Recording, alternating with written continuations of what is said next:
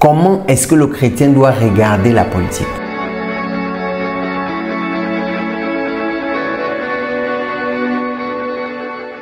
Comment est-ce que le chrétien doit regarder la politique? Voici la question à laquelle nous allons répondre. On va essayer de répondre à la question, est-ce que c'est bon qu'un chrétien s'intéresse à la politique ou pas? Est-ce qu'un chrétien doit aller à un meeting politique ou le chrétien doit simplement se contenter d'aller à l'église, prier et attendre que les décisions soient prises par les politiciens? Répondons à la question pendant la vidéo. La politique fait référence à tout exercice de pouvoir dans une société. Voici ce que Internet nous dit par rapport à la politique. Il faut déjà qu'on le sache. On parle d'exercice de pouvoir, c'est pour désigner les dirigeants et leurs alliés. Lorsqu'on parle de politique, il s'agit là de ceux qui décident de comment les choses doivent se faire dans la société. Ce sont eux qu'on appelle les politiciens, en principe.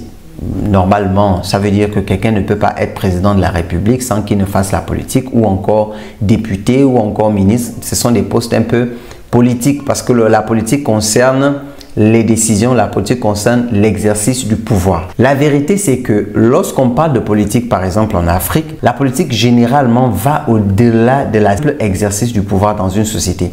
Ce qui fait que quand on vient parler par exemple de politique, beaucoup de chrétiens se retiennent en se disant, tel que nous savons comment les choses se passent, parfois on est obligé de se mettre de côté parce que ça ne répond peut-être pas à l'éthique, ça ne répond pas à nos valeurs, ça ne répond pas à nos valeurs, à ce que nous prônons dans la société. Donc le chrétien préfère se mettre de côté. Oui, c'est vrai, parce que parfois dans la politique on se retrouve à mentir pour beaucoup. Parfois dans la politique, on se retrouve à faire des choses qui ne sont pas bien parce que quand on parle de pouvoir, ça veut dire que c'est quelque chose qui est convoité. Beaucoup de personnes veulent avoir le pouvoir, sachant que le pouvoir donne l'argent, le pouvoir donne les privilèges. Donc, la plupart des hommes sur la terre veulent avoir ce pouvoir-là. Et lorsque vous avez ce pouvoir, non seulement il faut le défendre, mais parfois les gens le défendent à tout prix. À cause de cette manière de faire, certains chrétiens se disent « vaut mieux ne pas s'y aventurer » pour éviter d'avoir face à nous des personnes qui peuvent ou qui veulent le pouvoir à tout prix. Ce qui fait donc que lorsque nous venons nous poser la question de savoir comment est-ce que le chrétien doit prendre la politique, il faut qu'on prenne en compte tout ce qui est rattaché à la politique. Et quand je dis tout, c'est vraiment tout. Et le pouvoir n'est pas... Quand je parle du pouvoir, ça ne veut pas parler, on ne parle pas de la présidence, forcément, parce que le pouvoir s'exerce à plusieurs niveaux. Donc, on a le chef. Dans certains pays, c'est le roi. Dans notre pays, par exemple, c'est le président. Après le président, nous avons le premier ministre, nous avons les ministres, nous avons les directeurs généraux, ainsi de suite, jusqu'au chef de service, jusqu'au dernier là-bas. Chacun d'entre eux exerce le pouvoir à son niveau. Maintenant, la question qu'on peut se poser, c'est est-ce que le chrétien est autorisé à occuper des postes d'une telle responsabilité? La réponse est oui. Selon la Bible, si on se base sur la Bible, Dieu nous permet, il nous autorise et il le souhaite même que nous puissions diriger le monde, que nous ayons notre mot à dire, que nous soyons capables d'exercer le pouvoir à un certain niveau. La Bible nous permet d'avoir des postes de responsabilité, ça il faut le dire. Nous avons des exemples, hein? Joseph qui était gouverneur en Égypte, la Bible dit qu'après Pharaon c'était Joseph. Nous avons Daniel qui était gouverneur. Nous avons Mardoché qui était gouverneur. Nous avons Esther qui était reine. Il y a beaucoup de personnes. Il y a vraiment beaucoup de personnes qui ont occupé des grands postes de responsabilité dans la Bible. Et ces personnes étaient des enfants de Dieu, étaient des croyants. Mais ce n'est pas toujours le cas dans toutes les sociétés, on n'a pas toujours ça. Donc, en principe, si un chrétien peut occuper de tels postes, ça veut donc dire que le chrétien peut faire la politique. Mais il faut qu'on précise bien les choses. Le chrétien peut faire la politique, mais le chrétien ne doit pas dire pouvoir à tout prix. Et on va expliquer. Maintenant, le chrétien peut occuper des postes de responsabilité. Ça veut donc dire que le chrétien peut faire de la politique. Nous avons déjà répondu à la question, mais il faut préciser certaines choses. Attention, le chrétien ne doit pas se lancer dans la politique n'importe comment. Pourquoi? Parce que qui dit pouvoir dit combat extrêmement dangereux. Je vous ai dit, la question du pouvoir, pour certaines personnes, c'est pouvoir à tout prix. Je dois le gagner à tout prix. Et si je l'ai gagné, je dois le conserver à tout prix. Et le chrétien doit savoir que lorsqu'il se lance dans la politique, il y a des combats extrêmement rudes qui l'attendent. Et ces combats, il ne doit pas utiliser les mêmes armes que ses adversaires. Parce que chacun dans un combat, chacun a ses armes. Chacun utilise des armes qu'il estime être des armes fortes pour lui, pour pouvoir vaincre l'adversaire. Mais si le chrétien se lance dans la politique, ce n'est pas pour aller combattre avec les armes de l'ennemi, mais il faut que le chrétien sache qu'il sera face à des personnes qui disent pouvoir à tout prix. Il faut que le chrétien sache qu'il sera face à des personnes qui sont capables de mener le combat de la pire des manières possibles pour pouvoir conserver le poste ou encore pour pouvoir diriger. Le chrétien peut faire la politique, mais le chrétien doit savoir qu'il a d'abord été appelé pour le royaume des cieux. Il a d'abord été appelé pour servir le Seigneur. Il a d'abord été appelé pas pour les choses de la terre, mais les choses célestes. Maintenant, lorsqu'il veut rentrer dans cet univers qu'on appelle la politique, il faut qu'il s'attende à combattre. Nous avons des exemples dans la Bible. Lorsque Daniel accède à la maison du roi, la Bible dit que Daniel était parmi les personnes qui servaient dans la maison du roi. Donc, les plus proches du roi, qu'on peut appeler peut-être aujourd'hui les conseillers du président, conseillers du roi. Et Daniel se retrouve face à des personnes qui veulent être à sa place. Et ils avaient monté un coup qui a fait que Daniel se retrouve dans la fosse au lion. Lorsque vous entendez Daniel dans la fosse au lion, c'est parce que Daniel était au service du roi. Daniel était parmi les gens qui dirigeaient. Mais parmi les gens qui dirigeaient, il y avait ces personnes que moi j'appelle les personnes à pouvoir à tout prix. Quelqu'un qui dit c'est le pouvoir ou rien. Alors, Daniel se retrouve face à ce genre de personnes qui sont prêtes à tout pour le pouvoir. Et Daniel se retrouve donc dans la fosse au lion. La fosse au lion peut représenter aujourd'hui la prison. Ça peut représenter aujourd'hui la mort. Ça peut représenter aujourd'hui n'importe quelle situation difficile par laquelle vous pouvez passer parce que les gens autour de vous ont décidé de monter un coup contre vous. Le chrétien doit être prêt à vivre ce genre de choses lorsqu'il se décide de rentrer dans la vie politique, ce qui n'est pas interdit par Dieu, mais il faut être prêt, il faut avoir la foi de Daniel. Comment donc le chrétien doit se comporter face à ce genre de personnes? Le chrétien doit savoir que dans la vie, il faut combattre, d'accord? Mais le chrétien ne combat pas avec les armes des autres. Le chrétien doit combattre avec les armes de Dieu. Lorsque tu te retrouves face à ce genre de situation, tu dois combattre selon ce que Dieu te dira de faire et non pas ce que le monde fait. Les gens viendront devant toi avec des armes, avec certaines armes. Comme Goliath s'avançait devant David avec une certaine arme parce que c'était l'arme du combat. Mais David savait qu'en tant qu'enfant de Dieu, n'ayant pas la formation militaire, si je m'en vais combattre cet homme avec les armes que tout le monde utilise, il va me vaincre. Dieu a révélé à David une arme qui était peut-être négligeable, mais qui a permis à David d'être vainqueur.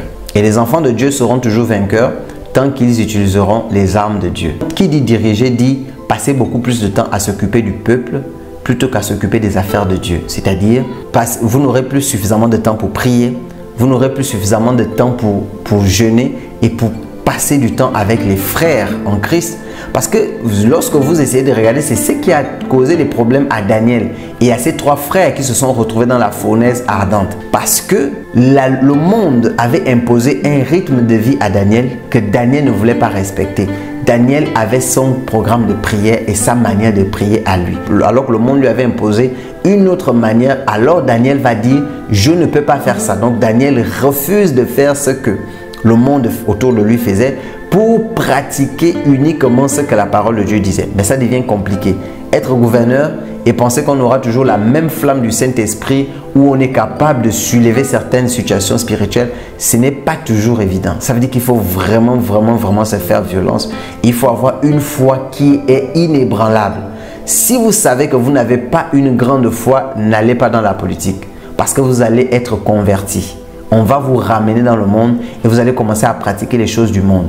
Si tu sais que tu n'es pas solide, tu n'as pas un moral d'acier capable de vivre dans l'abondance et capable de vivre dans la disette, parce que Paul l'avait dit, il dit « j'ai su vivre dans l'abondance et j'ai su vivre dans le manque ». Ça veut dire quoi? Quelqu'un qui est enfant de Dieu, qui veut rentrer dans la politique, doit savoir qu'il peut arriver un jour où tu perds tout. Or, malheureusement, dans le monde, ça n'existe pas. Dès que quelqu'un accède, par exemple, à un poste de DG, de directeur général, tout de suite, il veut que le prochain poste soit un poste encore plus supérieur. Le monde n'aime pas régresser, n'aime pas se dire « aujourd'hui j'ai eu, je vais laisser la place aux autres pour en avoir ». Alors que le chrétien, quand tu t'engages dans ce genre de combat, si tu veux garder ta crédibilité et ta dignité, si tu veux garder le Saint-Esprit en toi, tu dois être prêt à vivre dans les bons moments, en vivant la foi, et tu dois aussi être prêt à aimer Dieu dans les mauvais moments, dans les moments de manque, parce que ça peut arriver. Le pouvoir, on ne l'a pas toujours. La seule personne qui garde son pouvoir jusqu'à la fin, c'est Dieu. Nous les humains, on peut le gagner aujourd'hui, demain on le perd. Et nous avons vu la succession dans la Bible. Quand la Bible nous explique un peu les histoires qui se sont déroulées, on se rend compte qu'à un certain moment, Dieu prend le pouvoir à quelqu'un, il le transmet à un autre. Et ainsi de suite.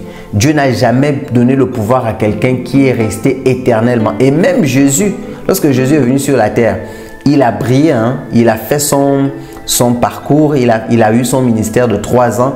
Les gens l'acclamaient, les gens l'appréciaient. Après un certain moment, il a fait quoi? Il a pris du Saint-Esprit qui était en lui, il a mis ça à l'intérieur des apôtres pour dire, vous, allez-y maintenant, continuez ce que j'ai commencé. Jean-Baptiste a commencé, il s'est arrêté. Jésus a pris la relève, il s'est arrêté. Ensuite, Jésus a donné aux disciples. Les disciples aussi, à un certain moment, ils ont commencé à imposer les mains à d'autres personnes pour que ces personnes aussi reçoivent le Saint-Esprit pour continuer la mission. Donc, nous devons savoir qu'en tant qu'enfant de Dieu, si Dieu te donne le pouvoir aujourd'hui, un jour, tu le perdras. Et il ne faut pas être comme le monde qui s'est dit, jamais je ne passerai le relais. Non, le monde pense que lorsqu'il reçoit le pouvoir, ça doit rester entre ses mains. La volonté de Dieu, ce n'est pas ça. La volonté de Dieu, c'est tu as eu ton temps, tu as dirigé pendant ton temps. Un jour, il faut passer à quelqu'un d'autre qui va aussi diriger parce que tu n'es pas le seul. Il faut être prêt à ça.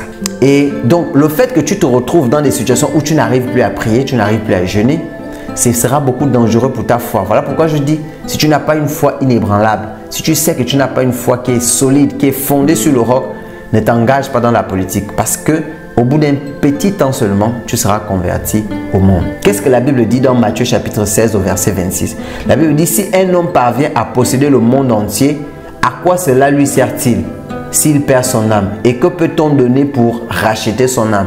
Donc ça veut dire qu'un chrétien doit savoir que lorsqu'il s'engage dans la politique, c'est son âme qui est plus importante que tout le reste qu'il pourra avoir. Tous les avantages et tous les privilèges. Et c'est pour cela que lorsque l'homme s'engage, lorsque le chrétien s'engage dans la politique, il faut qu'il soit prêt un jour à perdre cela. Parce que Dieu peut permettre à ce qu'on t'arrache le pouvoir qu'il t'a donné. Il peut le permettre.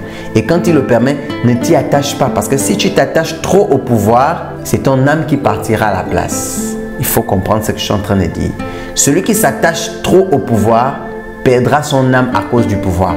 Voilà pourquoi un chrétien qui s'engage dans la politique doit savoir qu'il n'est pas attaché à ce pouvoir. Le jour où il doit le perdre, qu'il le perde. Et la vie continue. Le plus important, c'est son âme. Ce n'est pas ce qu'il a obtenu comme privilège ou comme pouvoir. Pour terminer, il y a 3 choses que le chrétien doit savoir lorsqu'il veut s'engager dans la politique. Il doit se rassurer d'avoir ces 3 choses.